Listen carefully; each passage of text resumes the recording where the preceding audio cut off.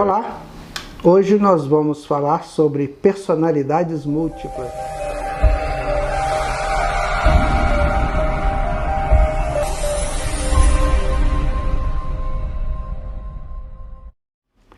Pois bem, vamos começar a conceituar o que seja personalidade.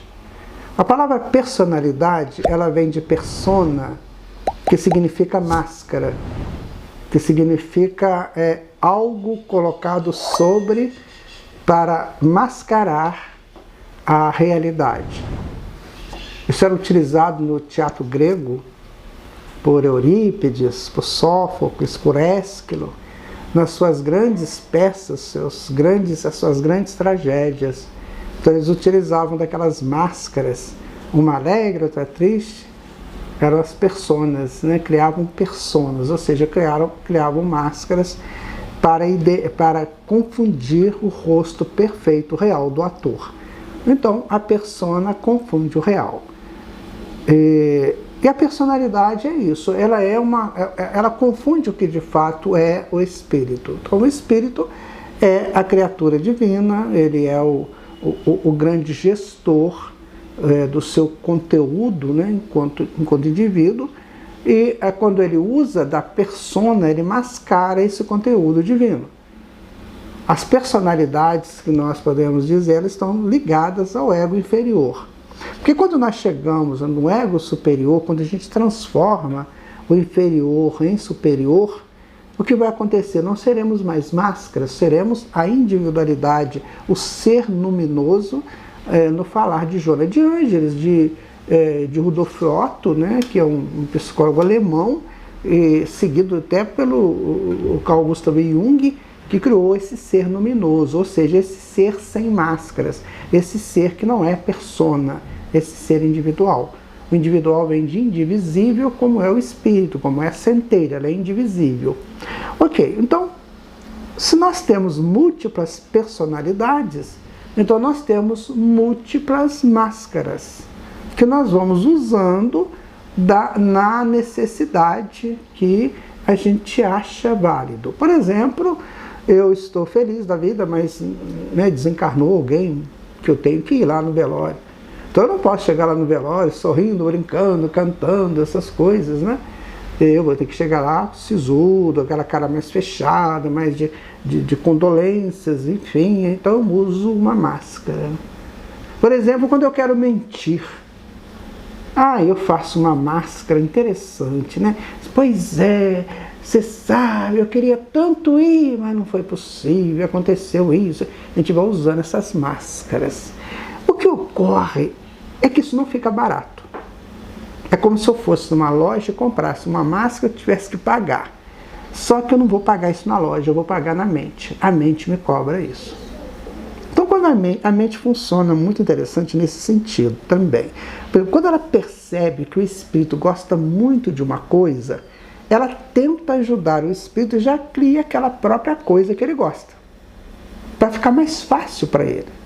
Então, por exemplo, se você tem sempre se você usou a mentira como solução dos seus problemas, então a sua mente vai criar uma persona mentirosa, que quando você precisa, é só você pensar que ela surge. Você não precisa nem fazer força. Ela surge automaticamente. Pois é, nem você sabe, eu bem que eu tentei. Ou então aquela coisa, né? Não, você não sabe o que eu fiz e tal.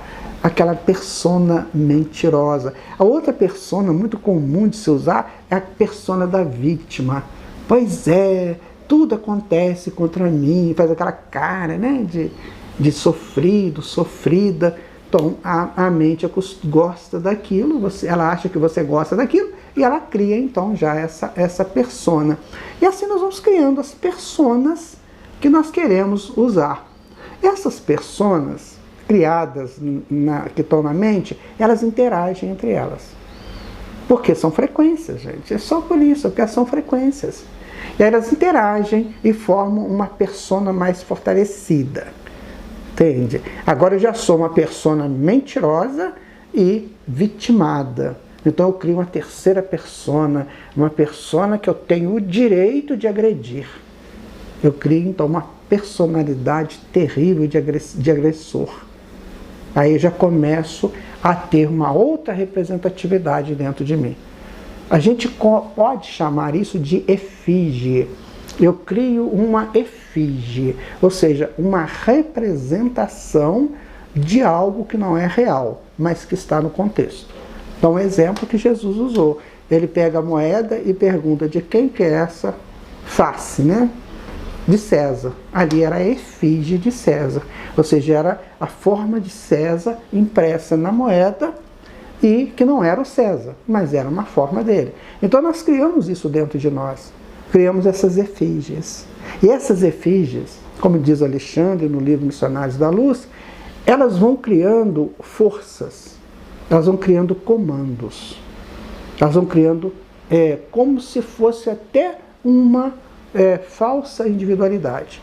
Então elas começam a nos comandar, começam a ter muito valor sobre nós. Então essa efígie, ela ganha força dentro de nós.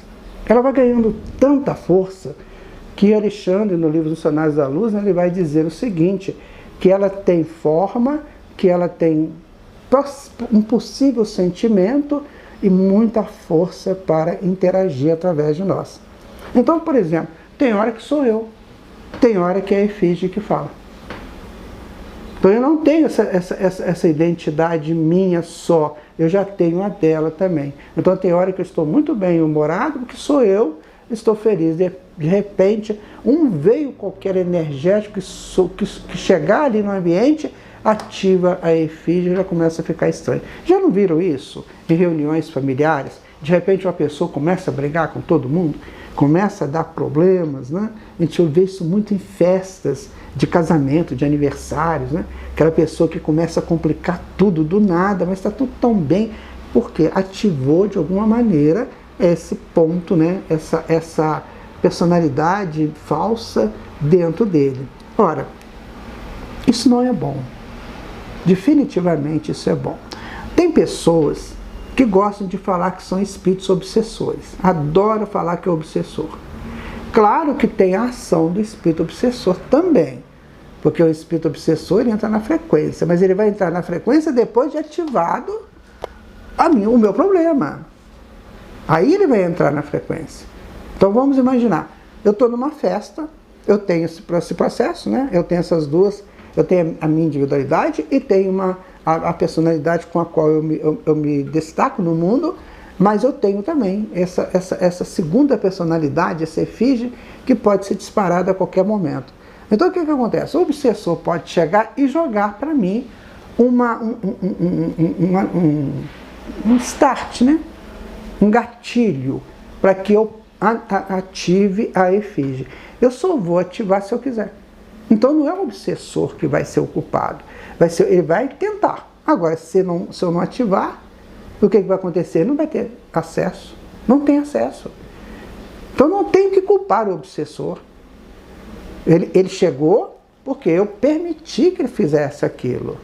No campo das obsessões, a gente tem que estar muito atento, porque a gente não pode generalizar a obsessão. A obsessão tem vários fatores, né, da obsessão. Mas esse fator, por exemplo, que nós estamos estudando, ele é só um gatilho que ele joga para que eu tente entrar no campo que ele prefere, que ele pretende para se expressar através de mim. Ou seja, o que nós vamos chegar? Qual a conclusão que nós chegamos? É de Jesus, minha gente. Vigiai e orai, para não cair em tentação. Só isso. Então, se você vai a um lugar, você se reconhece assim. Tem hora que você está para, né? Tem hora que você está para Pedro, tem hora que você está para João. Então você fala, peraí, eu tenho esse problema. Infelizmente, eu sou assim. Então, eu estou vigilante para eu ser Pedro. Eu tenho que ser Pedro. É a minha estudo individual é de ser Pedro. Então, eu vou trabalhar para não perder a minha vigilância. Ah, mas aí eu chego. Num local desse, a primeira coisa que eu faço, o que é? Cervejinha, uísque, aí vai, cada um faz. A cerveja é tão ruim, gente, mas é tão ruim que você chama de cervejinha. Se ela fosse boa, você chamava de cervejona. Percebem? Como é que a gente é iludido por nós mesmos? Cervejinha, geladinha. Aí a gente entra no campo do obsessor. Tranquilo. tranquilo. Aí não é dupla personalidade, não. Aí é falta de cuidado, é falta de vigilância. Que o mestre disse isso. Lá no Monte das Oliveiras, antes dele ser preso, né, foram as últimas notícias que se tem dele, tá dando uma orientação assim, direta para nós. Vigiai e orai. Vigiar, a vigilância, ela é um estado de alerta da razão, para que a razão não permita que alguma coisa aconteça.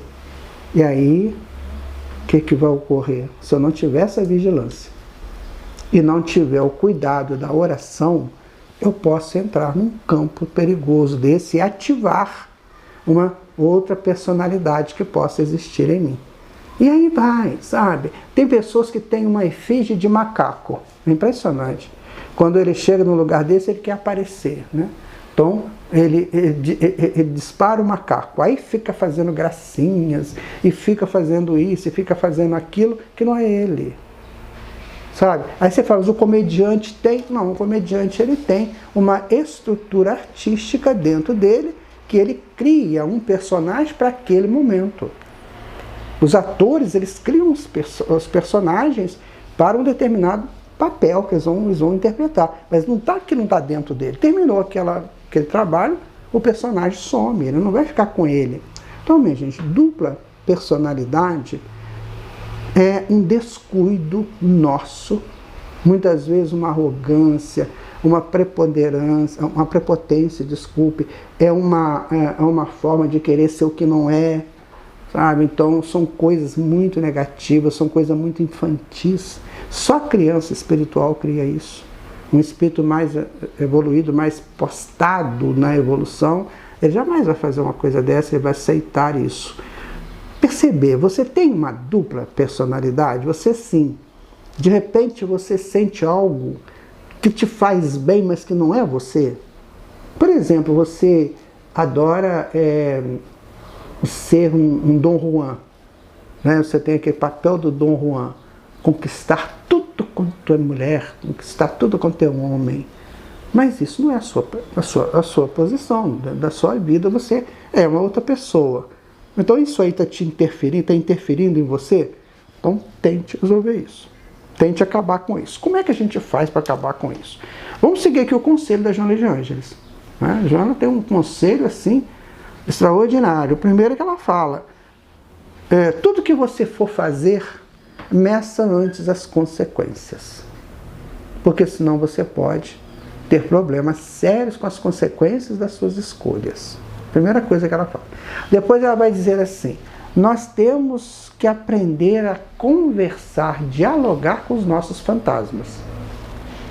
Então, uma personalidade dessa é um fantasma que fica dentro de mim, querendo de todo jeito assumir o comando. Eu não posso deixar que isso aconteça, sabe? Então a psicologia hoje arruma nomes para isso, né? TOC, transtorno obsessivo compulsivo, outros, né? Tem uma infinidade de nomes, mas não vão no cerne da questão. Não vão que isso é uma criação da persona maior, né? Do ego inferior. Ele cria um coleguinha para ficar com ele ali, e a gente vai se entregando a essas estruturas. Vamos lembrar que o caminho que nós estamos seguindo é o caminho de volta a Deus. Então a gente pode fazer as nossas baguncinhas, mas chega uma hora que não dá mais. Aliás, nós estamos vivendo esse momento. Nós éramos aquelas crianças brincando lá no terreiro de casa, né? Aí fazendo aquela bagunça, aquela confusão toda. Aí chega uma hora que o papai ou a mamãe fala, agora vem para dentro. Acabou. Então o Papai do Céu está dizendo isso para nós. Chega. Vigie. Ore, para você não cair em tentação. Isso é importante para todos nós. Cuidado com essa proposta que vem na minha cabeça e que não é nada daquilo que eu sou. Aí eu tenho que combater.